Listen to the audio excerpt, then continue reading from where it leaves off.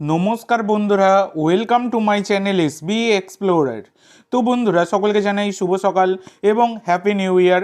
তো আজকে বছরের তৃতীয় দিন, সারা বছর সকলেরই খুব ভালো কাটুক। এবং এই বছরের তৃতীয় দিনে যারা প্রথমবারের জন্য এসবি এক্সপ্লোরার ইউটিউব চ্যানেলে এসেছো, অবশ্যই সকলে একটা করে সাবস্ক্রাইব করে দিও। সাবস্ক্রাইব করা যেহেতু একদমই ফ্রি, নতুন বছরের শুরুতে যারাই চ্যানেলে এসেছো একটা করে সাবস্ক্রাইব অবশ্যই করে দিও। তো এবার যে আপডেটটা দিয়ে শুরু করতে চলেছি সেটা হচ্ছে, তোমাদেরকে গতকালকে জানিয়েছিলাম যে আইএসএল থেকে বিদায় নিচ্ছেন আদ্রিয়ান লুনা। তো কেরালা ব্লাস্টার থেকে তিনি লোন ডিলের মাধ্যমে ইন্দোনেশিয়ার ক্লাব পার্সিবে তিনি কিন্তু যোগদান করতে চলেছেন লোন ডিলের মাধ্যমে। এর আগে বেঙ্গালুরু এফসি গোয়ার একাধিক প্লেয়ার তারা কিন্তু বিদায় নিয়েছে, মানে বিদেশি প্লেয়ার আর কি, তারা আইএসএল ছেড়ে অন্য দেশের লিগে যোগদান করেছে আইএসএলের এই অনিশ্চয়তার জন্য। তো এবারে কিন্তু বিদায় নিতে চলেছে তিরি। তো আইএসএল এর মঞ্চে তিরির নামটা কিন্তু একটা বড় নাম। প্রায় 10 বছর ধরে তিনি কিন্তু আইএসএল এর সাথে যুক্ত রয়েছেন। আইএসএল এর অনেক উত্থান পতন তিনি কিন্তু দেখেছেন, সব কিছু মিলিয়ে মিশিয়ে তিরি আজকে প্রায় 10 বছর ধরে তিনি আইএসএল এ খেলছেন। তো এবার সেই তিনি বর্তমানে 34 বছর বয়সী স্প্যানিশ ডিফেন্ডার যুক্ত রয়েছেন মুম্বাই সিটি এফসির সাথে। এবং মুম্বাই সিটি এফসির যেহেতু সিটি ফুটবল গ্রুপ তারা আর কি ইনভেস্টার ছিলেন এবং তারা কিন্তু ছেড়ে দিয়েছে মুম্বাই সিটি এফসি। ছেড়ে দেওয়ার পর এবার কিন্তু শোনা যাচ্ছে এই তিনি কিন্তু বিদায় নিতে চলেছেন আইএসএলের এই অনিশ্চয়তার জন্য। তো এটা কিন্তু বর্তমানে একটা খুবই খারাপ খবর বেরিয়ে আসছে।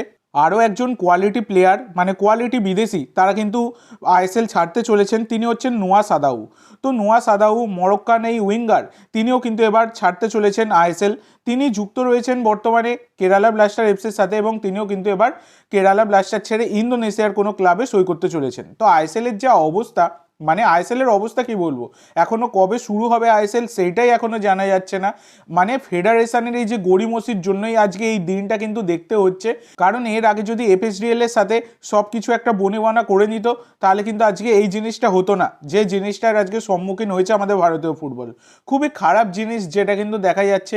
কবে শুরু হবে আইএসএল সেটা কিন্তু জানাই যায়নি এখনও অবধি আলোচনার পর আলোচনার, ডেটের পর ডেট চলেই যাচ্ছে। আর একটা জিনিস তোমাদের সাথে শেয়ার করবো, এই যে বিদেশি ফুটবলার এরা তো চলে গেল বিদেশে, ঠিক আছে, এদের তো কোনো ব্যাপার নয়, এরা যে কোনো লিগে খেলতে পারবে। কিন্তু আমাদের ভারতীয় ফুটবলার তাদের কি হবে? তাদের তো রুটি সব কিছু আমাদের ভারতীয় ফুটবল থেকে, যেখানে লিগ বন্ধ হয়ে পড়ে রয়েছে তাদের সেখানে ইনকাম কোথায়? সেটা এখন সবথেকে বড় প্রশ্ন।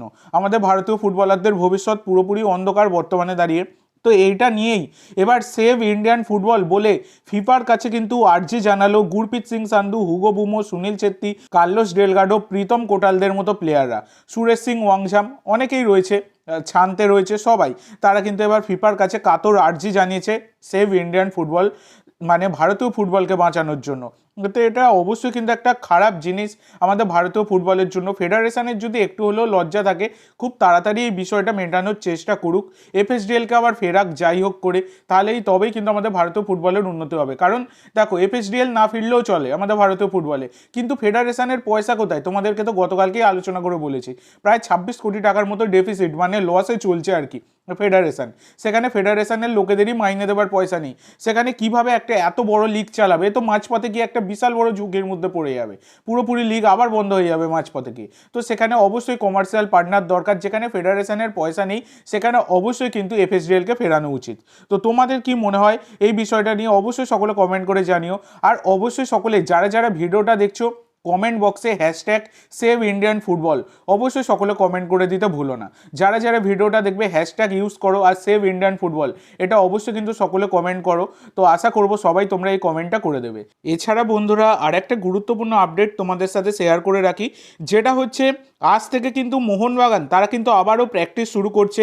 নিউ ইয়ার উপলক্ষে তারা কিন্তু ছুটি দিয়েছিল দলকে, সমস্ত প্লেয়ার কোচিং স্টাফেদের ছুটি দেওয়া হয়েছিল। তো আজকে বিকেল 4:30 থেকে কিন্তু মোহনবাগান প্লেয়াররা আবারও কিন্তু অনুশীলন শুরু করছে। সমস্ত বিদেশিরা আসছে, স্বদেশিরা সবাইরা কিন্তু প্র্যাকটিসে নেমে পড়বে। তো মোহনবাগান ম্যানেজমেন্ট এখনও কিন্তু আশাবাদী যে আইএসএল কিন্তু এই সিজনে হবে। সেই কারণে অন্যান্য দলেরা তারা টিম অপারেশন বন্ধ করে দিলেও এখনও অবধি মোহনবাগান ম্যানেজমেন্ট তারা কিন্তু দলকে, মানে অনুশীলনের জন্য আজ থেকে আবার শুরু করছে।